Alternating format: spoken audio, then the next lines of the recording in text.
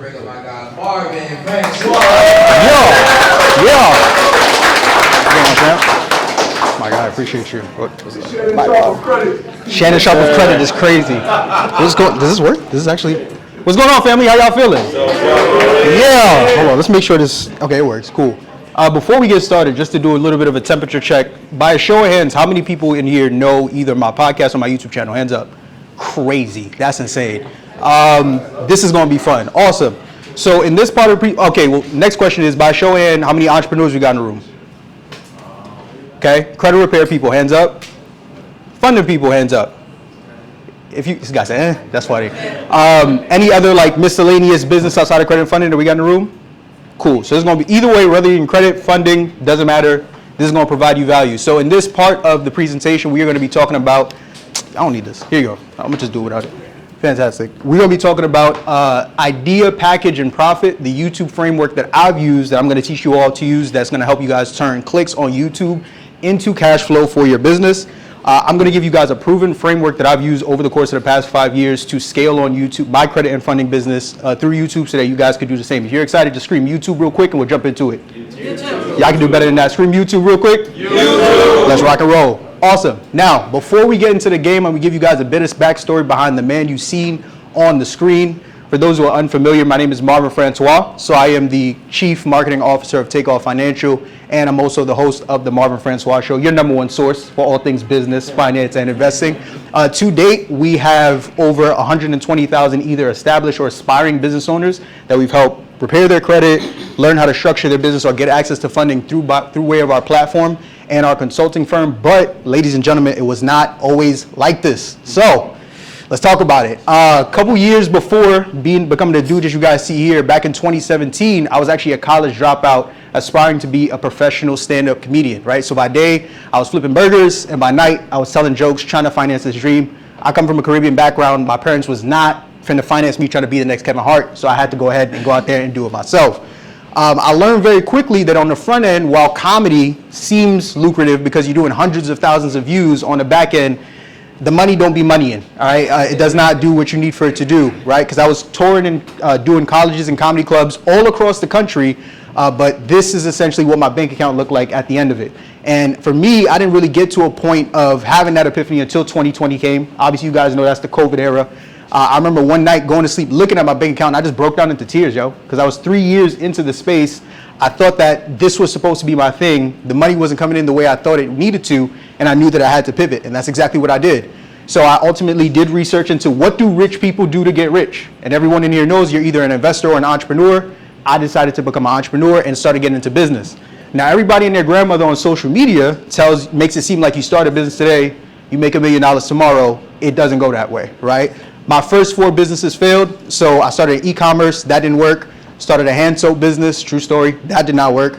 I started a brick and mortar right here in Brooklyn, New York. That didn't work with my family. And then I tried to get into wholesale and real estate. That crashed and burned. And ultimately, I realized that I knew I wanted to be an entrepreneur, but I did not have the information I needed in order for me to go ahead and get started. So I took the little bit of money that I made from my four failed business ventures and started investing in high-level mentorships to try and figure out what it was really going to take to build a successful business. Now, through me investing in mentorships, I learned the same thing that a lot of you guys learned that has put you in this room here today. That the most successful people in business do not create successful businesses using their own money. They use it using what? Other people's money. Marvin's money. Well, Stead's money, right? So I learned that lesson very quickly and pretty much started running the play, right? I educated myself on OPM and started getting myself financed, 25K business credit approvals, 10 to 18K line of credit approvals, you name it, I've done it, right? After a while of me getting myself funded, I said, okay, I got a little knack for this. Let me go ahead and see if I can help my homies out. So I started helping friends, family, and people that I knew and getting access to business credit, like my guy Chuck here.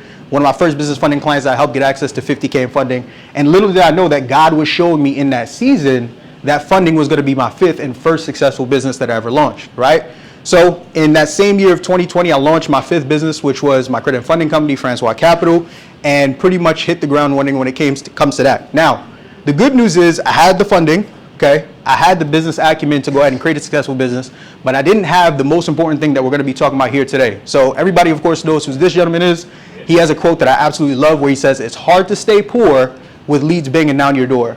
I don't care how much you know about marketing. I don't care how much you know about business. Excuse me, I don't care how much you know about funding or business. If you don't have marketing, you do not have a business, right? So through me getting started in my 5th business, I said, okay, I got the funding. I know what to do. It's time to run the play. I need to start creating content, right? So I started creating content on Instagram, Facebook. I'm posting 2, 3, 4 times a day, showing results, sharing testimonials, providing free value, and coming out of my first month of business. This is what my consultation calendar looked like. So any name that you see on here is literally a friend or a family member that I had to beg and be like, yo, just book a call. You don't even need to do the credit repair for real. I just need somebody to talk to. Like, this is getting bad, right? Because the marketing wasn't marketing. Like, it just wasn't working, right? However, what happened was my friend that I mentioned earlier in the presentation, my guy Chuck, who I helped get his first 50K, he was like, yo, take everything you're doing on Instagram and Facebook, transition it over to YouTube. I'm like, I'm not really a YouTube guy. He's like, bro, I'm telling you, if you start creating content on YouTube, it's going to take off. Show of hands, how many people know this video? Absolutely insane. So what happened was December going into January, I made my first ever YouTube video around credit and funding. This video here, the 24-hour hard inquiry hack video. And within a month of me putting it out, it did tens of thousands of views and took my calendar from what you guys saw previously to what you're seeing here. So the following month, less than 1 month removed from my first YouTube video, I went from 2 or 3 people throughout the entire month booking calls with me to getting anywhere between 3 to 4 book calls a day going into February. I said, all right, we got something. Then we fast forward to the middle of the month. I'm still posting, middle of the year. Still posting on YouTube. We go from 3 to 4 book calls a day to now we're doing about 5 to 7 book calls a day. I said, okay, we got something. Fast forward to Q4, we go from doing 3 to 4 book calls a day to now we're doing anywhere between 14 to 20 book consultations every single day. And I'll go to December so you guys see it's no cap in my rap. We're essentially all organic, no paid advertising, no influencer media marketing, just giving the game on YouTube and essentially scaling the business up from there, right? Absolutely insane. Now, on the outside, this looks really, really great, but what most people don't tell you, I'm sure guys like Stead could tell you, the great thing about scaling is that on the outside it looks great, but sometimes if you're not careful, your business can grow faster than you do, and stuff breaks very, very fast. So even though my business was scaling faster than I could have imagined, I learned very quickly that there are things that come with scaling. Where scaling requires better systems, better employees, SOPs. I didn't know none of that. I just knew how to make YouTube videos and get people in the door, right? Through me investing in these mentorships, I was ultimately able to find my current co-founder now, shouts to my guy Webb, who pretty much specialized in everything that I was weak in. Where I was strong, marketing, he was weak. And where he was strong, operations and fulfillment, I was weak. We ultimately ended up coming together. I dissolved my original company of Francois Capital and he dissolved his company because we realized that it's better to go far than go fast. And we knew that we could do that by coming together. So we launched my current consultation company, right now, Take All Financial in Q4 of 2024. And fast forward several years later, we've been able to build one of the fastest growing consultation, you Google this, one of the fastest growing consultation firms out of New Jersey, and also the #1 credit platform across the country when it comes to sitting down and interviewing high-level 7- and 8-figure entrepreneurs from AI, credit, real estate, you name it. And all of it started with the framework that I'm going to teach you all today, which is YouTube, okay? So by a show of hands, if that was more than enough for you guys to understand, who is ready to learn the YouTube game so that you're able to do the same for your business here today? Let's rock, let's roll. Awesome. So today I'm going to be teaching you guys what I have coined as the IPP framework, okay? Pause. This is the idea, the packaging, and the profit framework. These are the only 3 things that you will ever need to know when it comes to having success on YouTube. Don't let anybody tell you otherwise. We're going to start off first with idea. By the way, am I going too fast for anybody? No, you're good. Beautiful. Let's start it. Let's kick it off. So let's start off first with idea, right? Now I want to create a bit of a mindset shift here before we start getting a bit tactical. By a show of hands, how many people know the show American Idol? How many people have heard of the show The Voice? Okay. For those who don't know, and for even the people who do know, American Idol, one of the most successful television shows in the history of American history, right? It's essentially a singing competition where aspiring artists come on there to try and get a contract to become, professional singers. The Voice is also a singing competition show with aspiring singers from all across the country who come on looking to sing. And the only difference between The Voice and American Idol, 2 shows that coexist right now, is that one show has judges that sit in a spinning chair. That is it. They wasn't trying to reinvent the wheel. They essentially copied what American Idol did and said, let's just put these motherfuckers in some swivel chairs and go crazy. That's literally all it is. And I share that with you before we get into the YouTube game is because I think the biggest problem that most people have, not just with YouTube, but content in general, a lot of y'all think you have to reinvent the wheel to have success, and you don't. You just need to find what's already working and put your own spin on it, no pun intended, okay? So that's what I'm gonna be teaching you here in the idea framework, okay? Now there are 3 ways, if you wanna get started on YouTube, when it comes to finding what you wanna talk about and what you should post, that you can do. These are the 3 methods that I personally use, I'm gonna teach you all about today. Method number 1 is you can either copy what's already working. Method number 2 is you can create what people are searching for, and I'm really excited about this one because this is a big gem. And number 3 is just to let your customers write your content. So I'm gonna break it down for you guys simple. So method number 1 is an old school, tried and true way that anybody could start doing today. And this is actually gonna be the foundation for most of the things that I teach y'all about when it comes to YouTube. You wanna find 2 to 3 of the top creators in your niche. So majority of the people here is in credit and funding, right? You wanna find 2 of the top 3 creators in our space of funding, whether it's you're learning from Stead's videos, from my videos. We got some other heavy hitters in the audience here as well, right? People that are speaking on the panel. Go to their YouTube channel, and the rule of thumb is you want to look for the last few videos they've made within the past 6 to 12 months, specifically that time frame, 6 to 12 months, and identify videos that they've done that have done at least 10,000 views or more. The reason why 10,000 views is the benchmark is because when you're in this info entrepreneurship space, we are not creating videos that are doing millions upon millions of views because we're speaking to who? Entrepreneurs. It's a very small piece of the pie when you think about the individuals that are on YouTube. So you're not looking for videos that have done millions of views, right? And if you find them, great. You're looking for any videos that are on their channel that are sitting at that 10K or more mark. And the reason why you're looking for the ones that have happened within the last 6 to 12 months is because usually what worked yesterday probably ain't working today, okay? So ideally, if you're able to go to individuals' channels and find videos that they post within the last 2 or 3 months that have done at least 10,000 videos, 10,000 views, you could take the idea of whatever it is they're talking about and pretty much copy and paste that and create your own unique spin when it comes to creating videos on that topic. Now, the second method is actually way sexier, and I'm very excited to talk about this. By show of hands, does anybody know a platform called Answer the Public? Awesome, a few. So you guys are gonna love this. So Answer the Public is a data scraping tool that allows for you to search the top search questions and prompts on SEO and also AI platforms like ChatGPT and Gemini that your target audience is looking for. Why is this a game changer? You can go to Answer the Public, the website, and type in business funding, and in literally 10 seconds, it's gonna give you the top search prompts that people are looking for on ChatGPT and on Gemini that you can create videos around as well. And the cheat code with this is that Gemini is owned by Google. Google also owns YouTube. So if Gemini is telling you that when it comes to business funding, people are looking up how to get small business known with no collateral, people on YouTube are also looking for the same thing. So you can essentially create videos around those frameworks to where you can now start putting your content out there immediately. This platform is free. I think after you use it a couple of times, you do have to pay like a small fee or something like that. But this is another great platform that individuals here could immediately start using to start getting ideas when it comes to things that people are already looking for. Are you guys still with me? Yes, sir. Awesome. Let's do it. Now, method number 3. Everyone in here is either credit, repair, or funding based. By show of hands, who here does webinars? Okay, a few. Who here in their company does sales calls? Perfect. The third method, it's similar to number 1. It's going to require a little bit of legwork, but it's still extremely effective. Also going back to a guy that we know here, we'll call him Uncle Alex for this presentation. He has another quote that I love where he says, your business will never be too big for you to talk to your customers, right? Your business will never be too big for you to talk to your customers. Why do I say that? If you do webinars, especially if you use platforms like Webinar Geek or Webinar Jam, at the end of every webinar you do, you should get a transcript from the platform that you do webinars on that tells you everything that people were saying in chat. 9.9 times out of 10 when you're doing a Webby, you're always gonna get 2 to 3 to 4 questions that you're getting asked while you're doing your presentation. You can take those questions that people are asking and make videos about them on your YouTube channel. Because if somebody took the time to watch your content, sit down and watch you teach for an hour, and then essentially pay you money at the end, isn't that the kind of person you want to create content for to come back to your next webinar, and then your webinar after that, and then your webinar after that? So using the Q&A section from your webinar is a great way for you to get content. I still do this till this day. Another great one is sales calls. We got a few people that had raised their hands with the sales calls one. How many people who do sales calls actually listen to the recording of the sales calls that happen in their company? Okay, awesome. For anyone that does sales calls, that doesn't, even outside of YouTube, number 1, you're leaving money on the table, but that's a separate conversation.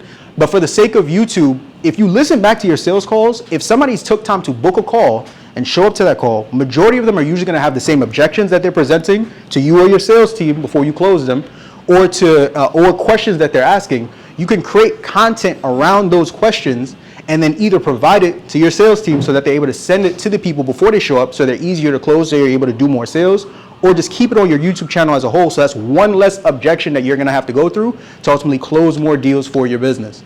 So this is also something that I still do in my business to this very day. Super effective. Any of those three methods work. You don't have to do all three. Just choose one and then run the play. If you guys still with me? Yes. Awesome. Let's keep rocking. So we talked about idea. We talked about idea. Now let's talk a little bit about packaging. With YouTube, when it comes to packaging, this has to do with what we call title and thumbnail, all right?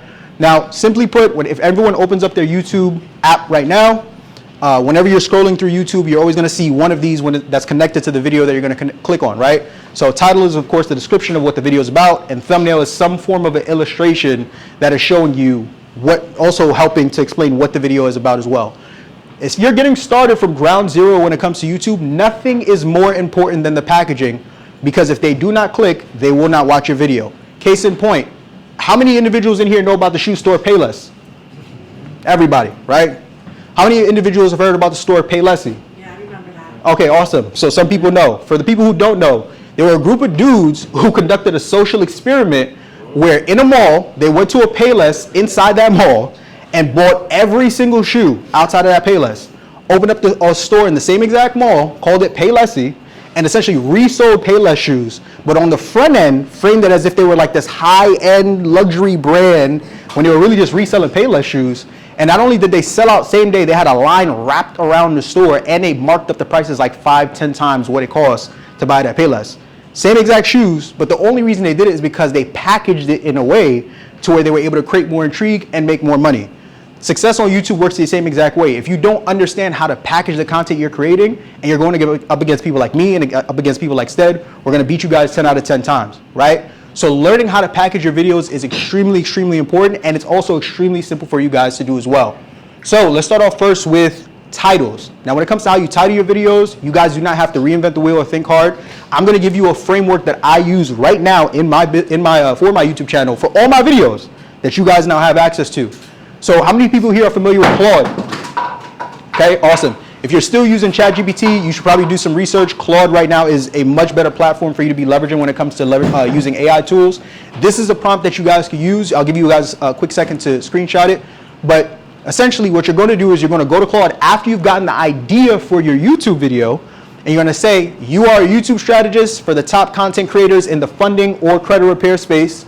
I'm creating a video about how to get 50K from Chase in the next 30 days. Based on high-performing YouTube titles in my niche and SEO-driven data, this part is extremely important, generate 5 to 7 high-clickable, high-converting title frameworks that are clear, curiosity-driven, and focus on solving a specific problem. From there, Claude is going to do all the heavy lifting for you, and you can essentially choose any of those titles for whatever video idea you're making, and you'll be good to go. But if you want to save even more time, based on my 5 years of being in the space, these, regardless of if you're in funding, e-com, real estate, AI, 9.9 times out of 10, Claude or ChatGPT is probably going to give you one of these 6 here. I still use this for my YouTube channel currently. You guys can copy this, and these work for anything, right? So for number one, steal my collections deletion strategy to get a 700 credit score in the next 30 days. The new way to strategy at whatever year it may be. Here's how I boosted or got my first $50,000 in business credit in 30 days, and the list goes on, right? So essentially these 6 here are also going to be very great for you to use as well when it comes to titling your videos. Now, when it comes to thumbnails, I don't know if we have any graphic designers in here, but you do not have to become a graphic designer to create thumbnails. There's another tool that I use for my YouTube channel right now. I'm giving y'all everything for my YouTube channel right now. There's an AI tool called oneof10.com, okay? Oneof10.com. This is an AI tool where what you guys are going to do is you're going to take a picture of yourself, okay? Right? From there, you're going to take a picture of yourself. At that point, you would have had the idea for what your video is about, written down somewhere, the idea for what your video is about, a picture of you, and then remember earlier we talked about finding 2 to 3 content creators in the space that you're following. You also, if you want to, can provide them one of their thumbnails as a reference, right? We're not copying and pasting exactly what their thumbnail looks like, but a reference for a style that you may want to create or emulate around it. and you could provide it to this tool. It's absolutely free, and it'll generate you anywhere from 4 to 8, sometimes 8 to 12 thumbnails in a matter of like 1 to 2 minutes. So what you used to have to pay a Fiverr editor like 30, 50, sometimes even $100 only 2 to 3 days, you can get done in a matter of seconds. Somebody could leave this mastermind today, go home and create an entire 3 to 4 YouTube videos tonight if you wanted to, using some of the tools that we're talking about here. So this is another great tool that you guys could use as well. Another great website that you guys want, and you want to make sure you screenshot this, is Thumbnail Preview. So before you actually put your video up, if you want to see how your video looks on a YouTube browse feed to make sure that it's smooth, Thumbnail Preview for free will allow for you to take the thumbnail and the title you've created and host it on this website so you can get an idea of what it looks like to make sure the packaging of it is proper before you go ahead and put it out to the marketplace. Let me know if you guys are still with me. Yes. Let's rock. So we talked idea, we talked packaging. Now let's get to the main. Let's talk a little bit about some profit. You heard? Awesome. So, this quote by me, the profit is in the presentation. All right? The profit is in the presentation. Somebody in the room say profit. Profit. Let's rock. So, everything AI, everything super duper simple for you guys. This is something I use right now that you could use here today. I'm giving it all away. It's the AI script system. So, if you're already using Claude to create your title and create your thumbnail, the next thing that you want to do is use it to create the scripts for your video. Okay, Marv, I got the idea. I got the title. I got the thumbnail. How do I write this thing? What do I do? You don't have to write it. Just let AI write it for you. You can go to Claude, okay? And essentially, after you create the idea that you want, you're going to ask Claude to spit back out to you 3 to 5 questions that your target audience would ask you about this topic. And then you're going to answer it in whatever form you see fit, whether it's a brain dump or you're typing the answers to it. And then it's going to turn those answers into a script that you can now use to record your YouTube video. Here's the prompt that I personally use whenever I'm going ahead and doing this. So I tell Claude like, hey, I want you to act as my top content strategist in the funding space and think like my target audience. I'm creating a YouTube video about how to get 50K from Chase. Ask me 3 to 5 questions needed to fully break this down this topic. Then I'm going to give you answers for you to create a clear 3 to 5 step framework I could use as my video script. And then from there, it'll give you back the video script that you can use to now go and record your next YouTube video. Okay? Now, once you get your script, some very, very important points that I want to make here. In the YouTube space, we have something that's called validating the click. This is very important. Validating the click. After you get your script, if anyone leaves here and goes out and starts creating YouTube videos, here's what I don't want y'all to do. When you record that video and I go and I watch it, I do not want to see you open up that video and say, yo, what's going on, y'all? Ha, it's your boy John Johnson. Good morning. God is great. So listen, in this video, I'm gonna click off. I already left halfway through you going through that little spiel. Whenever you make a video on YouTube, the first 5 seconds of any video that you make, you have to validate whatever you titled that video immediately. So if you titled that video, how to get 50K from Chase, when I open that video, don't tell me your name, don't tell me your grandmother's birthday. Say, in this video, I'm going to teach you how to get $50,000 in funding from Chase. The reason why is because short form and long form is 2 completely different platforms. Most people don't mind sitting through a 30 to 60 second video that, isn't really giving them what they're looking for. But if you got enticed me enough to click on a 10-minute video and the first 5 seconds I feel like you're not about to talk about what I thought you were about to talk about, I'm going to click off and your video isn't going to perform. So whatever you title your video, the first 5 seconds immediately validate the title. In this video, I am going to teach you how to delete collections from your credit report.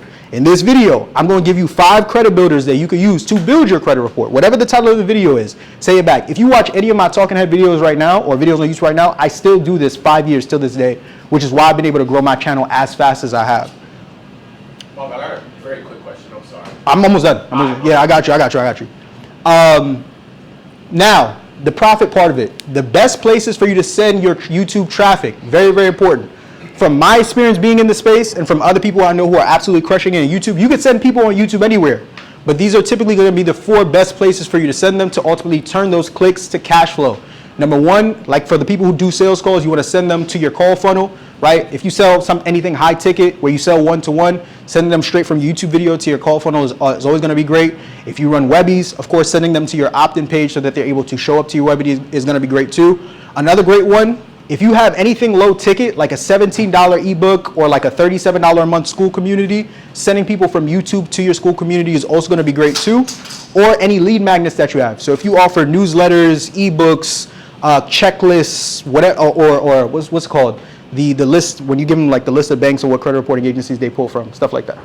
Lenders, secret lenders. There you go, secret lenders list, things like that. That's a great lead magnet that you use as well. Any of these four work when it comes to taking people from YouTube over to these platforms so you can ultimately turn those clicks to cash flow.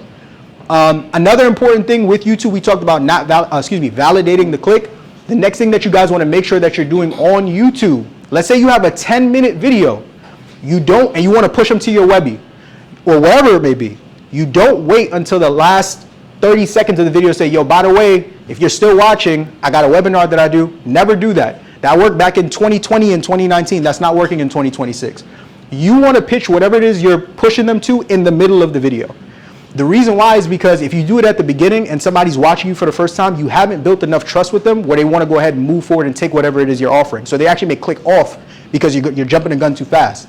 If you do it towards the end, more than 30% of people usually click off within the last 30 seconds to a minute of your video because they know it's coming.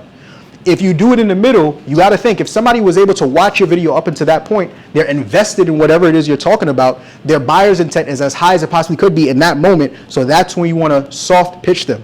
Nothing crazy, you just got to say, yo, by the way, before we keep the video going, I actually have a free class that I do every single week where I talk about this stuff and so much more. If you want to learn more about it, click the link in the description, but back to the video. Yo, real quick, by the way, if you want to speak with me and my team about how we could go ahead and help you get your negative items removed or get funding, actually you can book a call with us right now. The link for that is going to be in the description, but back to the video. And then you keep it rolling from there, okay? But above all else, when it comes to having success on this platform, I can give you guys every framework under the sun. The most tried, true, and proven way to take anything that I teach you and actually leverage it to have success on YouTube is this. You're going to post one video every single week, and every time you post, make one of the things that I mentioned better, whether it's the idea you're creating around, the title, the thumbnail, or the presentation. That's the entire system. That's how I've been able to grow as fast as I've been able to grow on YouTube. That's all. And the reason why you want to do this is because usually when you get on YouTube, here's what's going to happen. Your first 1 to 20 videos, nothing is going to happen. I'm here to tell y'all right now, YouTube is not like TikTok or Instagram where you create a video today and you're more than likely going to do hundreds of thousands of views out the gate, right? Your first 1 to 20 videos, nothing crazy is going to happen, okay? But the next 20 to 50 videos after that, usually what happens is you're going to find one video out of those 20 to 50 that did a little bit better than all the other ones, and that is essentially going to be your outlier that you can build on to essentially create your next video.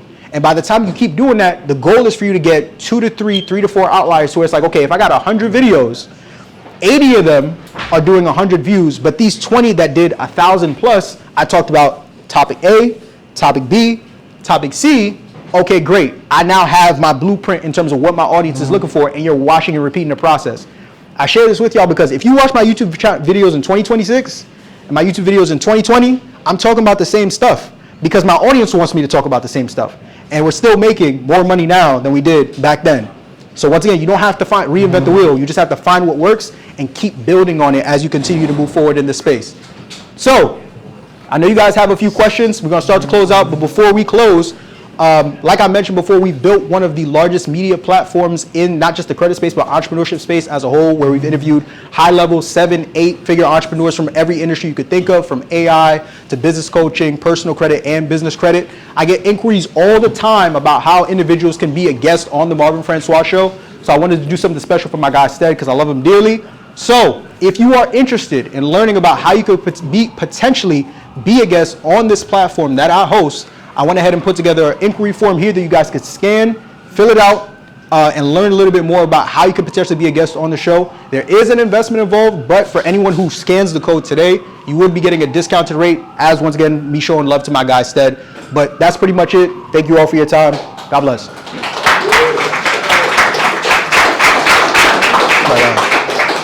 Questions? Anything? Okay. Zach, what's going on?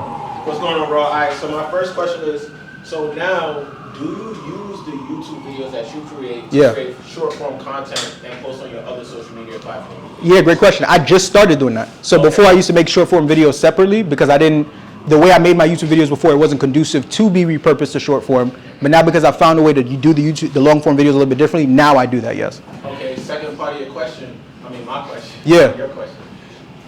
I see you doing a podcast as well. Yeah. Should you create a podcast as well on top of it? And if so, can you talk to us a little bit how you started to get high-level guests on your podcast? Yeah, great question. So should you start to do a podcast as well, if that's what you want to do? I don't think podcasting is for everybody. I think anyone could create a YouTube. I don't think most people podcasting is for any and everyone, because it does take a lot of work and it takes a little bit of a different approach when it comes to interviewing people. Now, how I was able to get high level guests is I didn't start with the podcast. I started creating my own content around my expertise, built my channel from there, and then it attracted high level people who saw me as an authority figure and an expert in my industry. So even if you are thinking about starting podcasting, you could do whatever you want to do. But I would suggest building your personal brand first around whatever your expertise is. For most of us, it's credit repair and funding. And then from there, once you create a little bit of authority for yourself, creating the podcast becomes so much easier, because now you would have built a network for yourself of high-level 6-figure, 7-figure, 8-figure entrepreneurs that are literally biting at the bit to try and get on your show, right? So hopefully that answers your question. Yeah, that helps. Thanks. Kabir, talk to me. Yo, Lord, man, for someone who owns a software company, Yeah. do you recommend, someone who owns a software company wants to start their YouTube channel? Yep. You know, I have one that's 12,000 followers. Right. Do you recommend partnering with someone to run or do the YouTube channel or run that channel? You could do that. I'm not the biggest fan of that. I think where you have an advantage over most people here is because you have software. Your key to success on YouTube is going to be tutorial videos, because people are looking to learn more about how to navigate your software anyways. So if you create tutorial videos around, hey, in this video I'm going to show you how to delete collections, and then essentially segueing it over, well, my platform helps you delete collections, let me walk you through step by step. YouTube is perfect for that, because YouTube was built on the base of how-to videos. And that's all a tutorial video is, how to do X. And nobody knows your software better than. So if I was you, I wouldn't get somebody else. I would just start creating tutorial videos and putting that on my YouTube channel, and then watch, rinse, and repeating that. Any other questions? Well, you asked me. Yeah, you ready? Yeah. So, for someone like me, man, I'm stretched. Yeah. I build software. Right. Multiple software. So Yep. for me to actually be on that platform, that's why I asked. Yeah. So if you don't want to do it because you're just like, bro, my hands is tied, then yes, you could go out and find somebody that you want to essentially to be the face. I guess you would just have to be careful and cautious about who you choose, because now what's going to happen is people are going to associate Credit Fixer not with Kabir, but with John from Wisconsin that you got making your videos, right? So you can do it, but just be careful of the brand risk that comes with that. That's why on my channel there is no, it's Marvin Francois. You get me, because I know what I'm doing and what I'm building. So just be mindful of that. Talk to me, bro. What's good? This is probably a dumb question, but No such thing. let's say that you have a video that's getting traction. Yeah. A lot of traction. Yep. Viral video. Yep. When you're putting out new videos, does that rattle down the traction of your existing videos? Great question. What year are we in right now? 2026? I have videos from 2021 that are still my top 10 performing videos till this day. Right now. So the beautiful thing about YouTube is that it's an evergreen platform, and think about every video like its own standalone asset. I could upload 20 videos today, and if one video takes off, the other 19 that I upload isn't going to take away from this one, right? That's just the way that YouTube works. Once again, it's different than short form. So no, you never have to worry about any videos you create after that slowing down the growth of anything else. One more, go ahead. Sorry, last question. Yeah. What's the word? Is shadow banning like been on different platforms? Because I feel like some Is shadow on YouTube or? on YouTube or on TikTok. Yeah, great question. Shadow banning isn't really a thing on YouTube. Like, I don't really hear people talk about shadow banning, and for the people I'm connected with that are doing way better than me, they never talk about it. If your videos aren't performing, you just got to get better, bro. Like, that's really what it comes down to. So, yeah. The Claude AI thing. Yep. If you don't want to use your whole face, Yep. can you use like animated? Yeah. And that will do it for you. Yeah, 100%. I don't recommend that, but you can do that. Yeah. Yes, ma'am. Okay, two things. I noticed that you're the only speaker who controlled the presentation. Yes, ma'am. What did you use? Just your phone? Yep. Connected it with a Or laptop? can you what? Can you? You're the only speaker today who didn't require an assistant. Yeah. That was really modern. I mean, you're the Oh, yeah. technically the most modern person. Hilarious. Okay. So how did you do that? I just use this clicker here. I got a clicker connected to Canva, and that's it. Yeah. Okay. Yeah. My other question is, you mentioned Webinar Geek, and what was the other one? Oh, Webinar Jam. What? Webinar Jam. Oh, JAM. Jam. And which one of these two do you recommend? I like Webinar Geek. I think Webinar Geek is better than Webinar Jam. Some people might crucify me for it, but that's just Yeah, Webinar Jam trash. yeah, garbage. Talk to me, bro.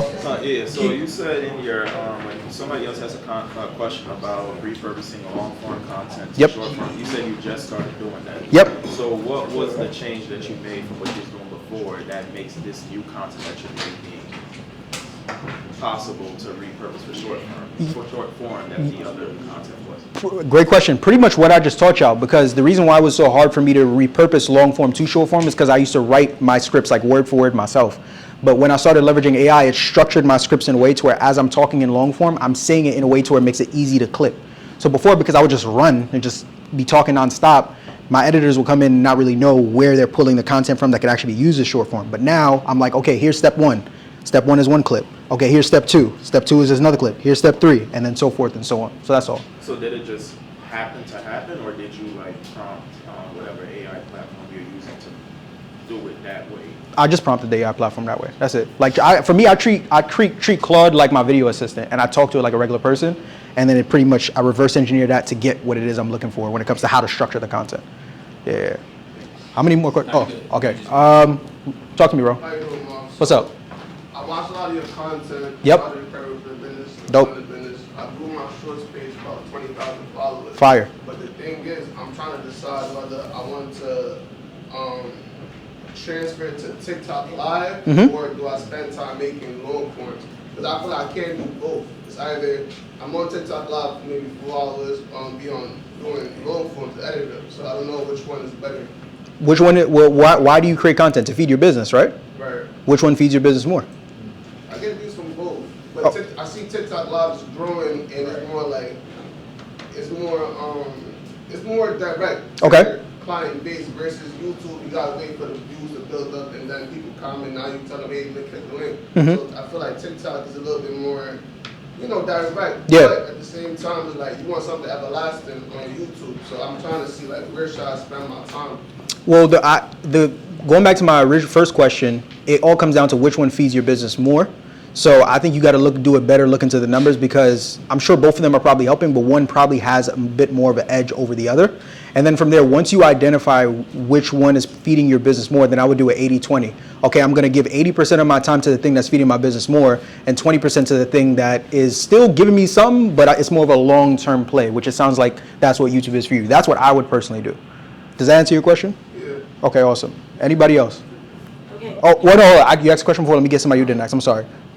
Santiago, I wanted to give you your flowers because I met you at Recession Book, my guy. right? I think you had like 50 or 60,000 Yep. back then. Yep. And I had like 2K Mm-hmm. followers, and I was like, every time I watched your video, I always wanted to do my videos Yep. like that. And I know it was kind of like, it was funny, right? Because you were pretty shy. I was like, you were like in the corner, like, hey, you're that YouTube guy, I watch a lot of your videos. But Yep. You were a big inspiration in my YouTube journey. Thank you, bro. And one thing I did take away was like, every video, just make it better from the last. Yep.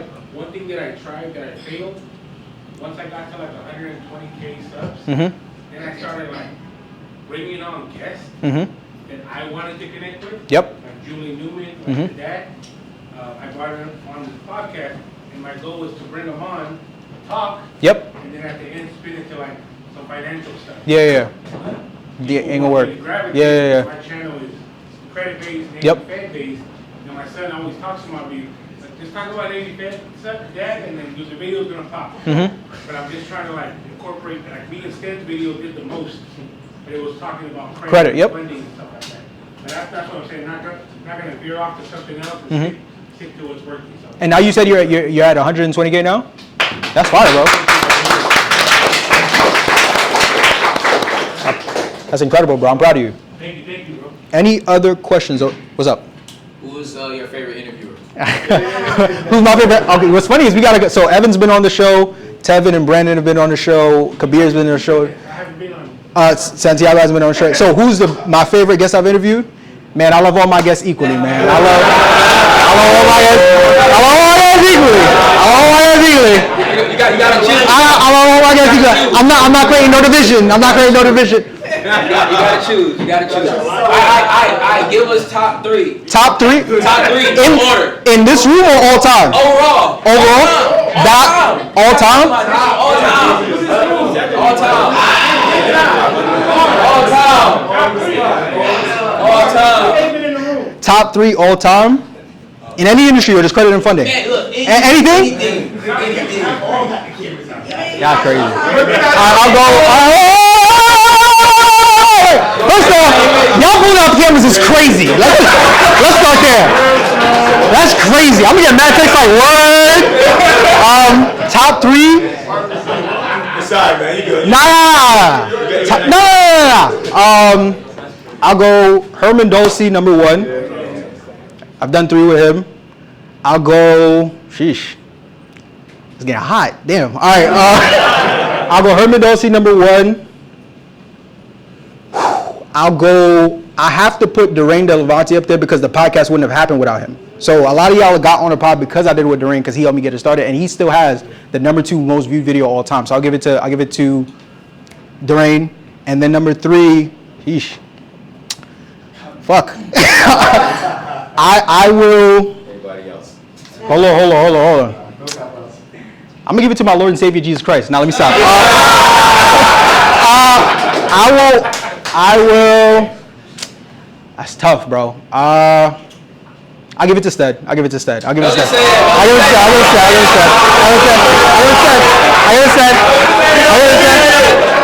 do you really give it to me? Or you Wait. There's a Y behind every single one. Herm right now has the number 1 spot of all the videos ever did in terms of views. So that's number 1. Durain is number 2 because the podcast doesn't happen without him, and he still has the number 2 spot. Stead is 3 because we've had a lot of great funding individuals like Evan and Credit Repair, like Kabir and so many others. But he was the first person that came on that talked about like alternative financing. We never had that, and that completely took the podcast to another level as well. So I'll give it to Stead. There you go. All right. Any other non-controversial questions? Hold on. No, you asked. Who didn't ask a question? I want to get to people who didn't. You didn't ask. Talk to me. What's good, bro?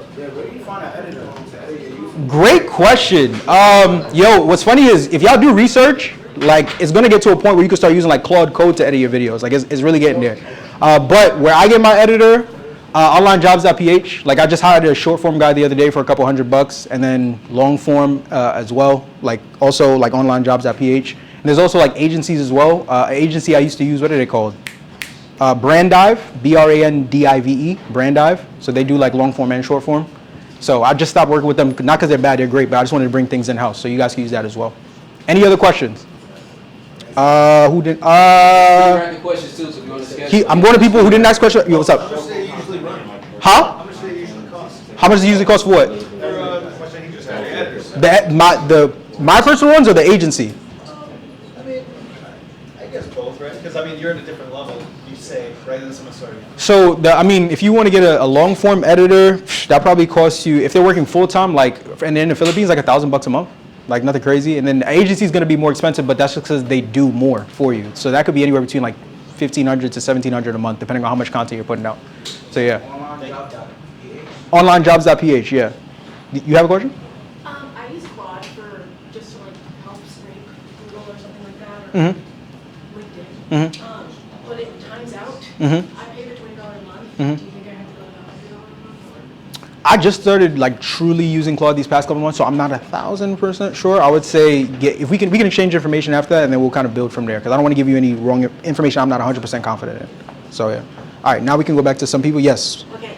I got you, bro. You do credit funding, correct? Credit funding, yes, I do. That's your Credit and business. yes. Okay, what are your thoughts about someone starting out? Should they charge a percentage of what they're getting the client, or should they charge an upfront fee? What do you do? Well, if you're talking about credit repair, I do like a monthly subscription model. So you pay me something up front, and then I charge you every month. And then with funding, we charge an upfront fee. Because I don't know if anyone's still doing funding right now where you're not charging anything on the front end, you're just charging commission on the back end. In my opinion, I think that's dead because a lot of those clients are running off like halfway through the funding process. We don't do that. So on the funding side, we charge them something on the front end just so we can get people who actually want to go through the funding process, and then we charge them something else on the back end as well. That's what we do. And what do you charge? What do I charge? Man, that's a great question. We could talk about that after. Yeah. So I want to say that both of y'all inspired me Okay. outside of credit. Okay. As far as like physical stuff like that, I just turned 39. Okay. Like you've been consistent, you definitely had transformation. So I want to say help as well. So I'm looking to y'all. I don't work out at all. I need to. I appreciate that, gang. I appreciate that. My guy. So I'm trying to get into podcasts as Yep. As far as this situation you got going on right now, what exactly are you looking for from the speakers? Because everybody's talking credit, and I feel like everybody heard the same credit plays. So Yep. what are you exactly looking for to make a video pop? For this. Yeah, I mean, so from my personal experience, the people who consume most of the credit and funding content usually don't mind consuming the same stuff over and over. Because once again, if you look at most of my podcasts now, some of them there is a bit of variation, but the core of it, we're really talking about the same things. Because to quote Alex Hormozy once again, people need to be reminded more than they need to be taught. So a lot of times, once again, we psych ourselves out thinking we got to talk about something that's never been talked about before in credit, right? But a lot of times that's very short-lived. Most of the hacks and plays and stuff like that we were talking about on YouTube years ago ain't really working now. So I would say try not to get too much in your head about that. Just try and find individuals who are established, who are actually done. If you're trying to get in a podcast, done whatever they say they're doing. And if you're trying to create a unique twist tied to whatever their story is about how they got into the funding space, maybe if you so for example, Stead does funding, but he does alternative. So that's a little bit of a twist, right? You have my guys, Millionaire Essentials, shouts to them. They talk about CDFIs. They're one of the few individuals in the space that talk about that, and they're incredible. So different little details. The little things, and that can make all the difference, right? So yeah, Zach. Do you recommend attached to the YouTube videos, giving information, you add in your personal life, I'm into fitness. Should I post videos about fitness? Should I post videos about my family? Yeah. Things like that. On top of the information content, or should those two pages be separate? Yeah, great question. I still struggle with this because I don't like talking about my personal life at all. I think if you are going to talk about your personal, you have to find a way to tie it to things in business. So if you're just coming on here talking about faith and all these different things, but you don't find a way to creatively tie it back to credit and entrepreneurship, then it may not resonate as much with your audience, and it may just confuse them to be lifestyle content. I see guys like Iman Godzi, yeah. even Alex Hormozy a little bit, yep. and a few others who are able to do it well, but it's just trying to figure out which side I want to go to. So it depends too on what your end goal is. Yeah. So Moses says it a lot. When you make broad content, your following, your branding gets bigger, but it doesn't necessarily mean your pockets, your revenue increases, right? Because when you target everybody, you target anybody. They may just like your video because it's cool, but they'll never buy from you. But when you niche down and make business-specific content, it may not get as many views, but it attracts to your ideal avatar. You know what I mean? So it just depends on what your outcome is. You can do a blend of both to kind of bring in people that may have not been interested in credit and funding into that world. But mass majority of content that's just virality, it just make you famous. You just get clicks. You get followers that will never engage with your shit. They just like that one viral content that you make. You know what I'm saying? Yeah. So me personally, if you want to make money, niche down and make content for your avatar. Yep. If you don't care about making money, you want to build a following, build a brand, yep. then go more virality off brand topics. Yep. But I don't want to be an asshole. Last question. Okay, well, if it's the last question, he asked a question, I'll give you. Okay. I just wanted clarification on what you were saying, if it's for long form or short form content. Oh, go ahead. So yeah, that is a question, right? So what's the question? Oh, just building on what you said, the explanation you gave just now, is that more for, if you want to make money, you want to niche down and make content for organic content in this instance, is it for long form or short form content like Instagram, TikTok, or I would do all of it. As many shots as you can take in different platforms, I would do all of it because everybody lives on different platforms. You know what I mean? So you got some people that's going to put on your YouTube and they're going to be driving and listening to you and they really want to lock in. And then short form, you got people that's just endlessly scrolling, right? So I would say do both. Long form content brings more qualified, higher intent leads than short form. The short form, you pop into somebody's feed. Long form, you solve and provide a solution. People are searching for that. They follow you, they subscribe, and they continue to watch your stuff. One last thing. We good. Awesome. So what